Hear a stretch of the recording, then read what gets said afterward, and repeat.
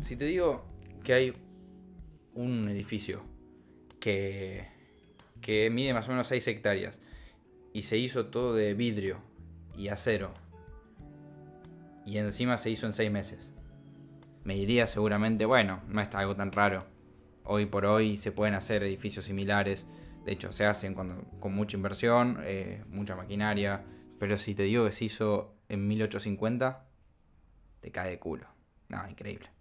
No tiene sentido alguno.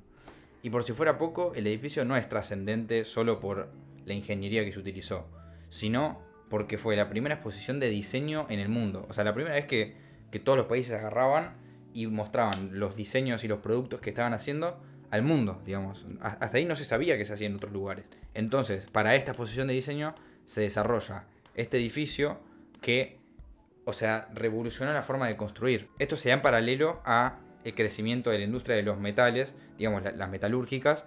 Entonces se agarran y se hacen piezas prefabricadas en metal que se construyen ahí. O sea, son como piezas, entre comillas, estándares, vigas, cosas de metal, que agarran, las fabrican, las transportan hasta el lugar donde se arma este lugar enorme y lo construyen ahí. O sea, una flayada, no tiene sentido. O sea, no tiene sentido porque es 1850. No existían edificios de metal o así, con cristales y de vidrio tan grandes. Era una locura pensar cómo se iba a armar eso, más teniendo en cuenta que eran 5, casi 6 hectáreas. Pero bueno, el punto es que se desarrolla este edificio para esta exposición. Entonces fue una locura, o sea, un edificio increíble y con un montón de pasillos y todo diseñado para hacer una exposición adentro y que cada país y cada lugar pueda mostrar lo que se venía haciendo. Y acá es donde entra lo interesante. Imagínense que ya varios países habían estado desarrollando sus industrias y sus productos y de repente es como que se pone sobre la mesa lo que todos habían estado haciendo en ese tiempo donde no se conocía tanto lo que pasaba en otras partes del mundo. Entonces ahí surgen cosas muy interesantes y de ahí se empieza medio a revolucionar el mundo del diseño, porque obviamente se empiezan a ver ideas de allá, de acá, se empiezan a imitar, y también no solo imitar, sino como ver lo que está bueno que hace el otro y tomar, incorporar, y se empieza como a competir, si se quiere.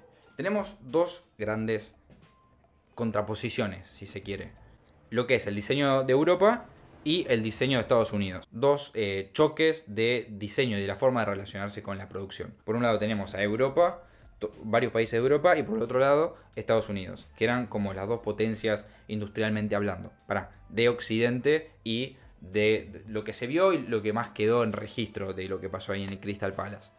Por un lado tenemos a Europa, que lo que hacía, tenía un montón de productos y un montón de producción, pero con una relación con la máquina y con la producción media tosca, media como que estaban empezando a ver cómo funcionaban las máquinas, medio en bolas, o sea, como que no se habían familiarizado y amigado tanto con la máquina. Porque muchas veces, por ejemplo, tenían productos que los hacían artesanos y trataban de imitarlos con la máquina. Entonces es imposible que una máquina de fundición de metal te haga todos los firuletes y los grabados de detalle que hace un artesano. Entonces quedan cosas medias raras, medias feas. O también, por ejemplo, agarraban producciones que se hacían en metal, que a veces, como eran máquinas nuevas que no sabían usar y que no estaban tan refinadas tecnológicamente hablando, quedaban muchas veces, viste, como las aristas y las uniones entre piezas, y cuando se hace el fundición en metal, a veces quedaba una rebaba. Y eso, por ejemplo, se lo daban a un artesano para que le ponga firuletes arriba y que no se vea, como tapando los errores que había tenido la máquina. O sea, se entiende que era todo medio como, no sé si forzado, medio burdo. No sabían llevado muy bien con la máquina, no sabían cómo llevarlo a cabo. Como que se seguía manteniendo un montón de ornamento que venía de la cultura de lo que era la época victoriana. También Europa era una cultura más asentada, que venía como trayendo de años anteriores tradiciones, valores, diferentes pensamientos. ¿Y qué pasa? Del otro lado tenemos Estados Unidos, que se había independizado hace no mucho, había empezado a hacer y a tener como conciencia de sociedad hace no tanto, y había empezado a desarrollar la industria como a ellos le parecían, es decir, al no tener tanta carga historicista, al no tener tanta cultura previa, llegaron y hicieron lo que les pareció. En los laburos muchas veces, no siempre, pero muchas veces toman gente joven para que traiga como ideas nuevas, ideas frescas, porque al no tener toda una carga de años de de saber cómo se hacen las cosas, que ojo, ese tiene otro tipo de valor, pero al no tener tanta carga de cómo se hacen y cómo no se hacen las cosas, uno empieza a inventar, uno empieza a hacer lo que le sale, como le parece, sin tanto prejuicio de si está bien o está mal. Entonces se ven productos sin tanto ornamento, se ven productos como más limpios. También pasa algo muy interesante, que creo que es algo a lo largo de la historia que a mí me fascina, que es entender los contextos. O sea, todo es un resultado de su contexto, y esta no es la excepción. Estados Unidos es un país muy grande que tenía como fábricas en distintos puntos de su región. Entonces, ¿qué pasa? Lo que necesitaban era fabricar un mismo producto en diferentes industrias y transportar esas piezas. Entonces, en el viaje muchas veces esas piezas se perdían, se mezclaban. Entonces empezaron a desarrollar productos que sean iguales, que tengan piezas iguales, que se puedan intercambiar, cosa de que si se pierde en un traslado, se pueda reemplazar por otra pieza y el producto siga teniendo un desenlace y se pueda vender, digamos. Y también lo que permitía esto era después, cuando una vez que vendían los productos, que haya repuestos, obviamente, y que la gente los pueda seguir utilizando. Toda esta mentalidad que hoy la vemos muy clara, o sea, hoy parece una boludez, pero en ese momento no era así. En ese momento se fabricaba un micrófono y estaba ese micrófono y no había otros iguales. Era como que se hacía uno, que lo hacía un artesano, que lo hacía, o cuando se fabricaba en industria, las primeras veces que se utilizaban las máquinas también era un poco como, a lo sumo eran algunas series de producto, pero no era algo más masivo. Bueno, entonces lo que hace Estados Unidos es esto. Y al tener piezas, lo que le permitía era generar productos estandarizados. Generaron por primera vez un catálogo, que para ese momento era... o sea, no existían catálogos que hoy hay por todos lados. En ese momento no existían.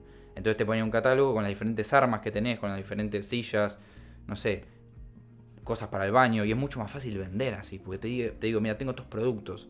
Vos me decís cuál querés y yo te lo fabrico. Y ahí también les permitía jugar con la oferta-demanda. Que bueno, eso después Estados Unidos lo caracteriza mucho a lo largo después del tiempo, cómo se desarrolla. Entonces tenemos estos dos conceptos, que hacían productos con piezas intercambiables y que eran productos con menos ornamento. Entonces, en la exposición, al lado de Europa, que traía todos productos con mucho firulete de ornamento, sin mucho sentido, con flores, con cositas de naturaleza que no tenían ningún sentido que estén ahí, a productos mucho más limpios, que ojo, no eran productos como sin ornamento como los que conocemos hoy, pero para la época era una revolución increíble.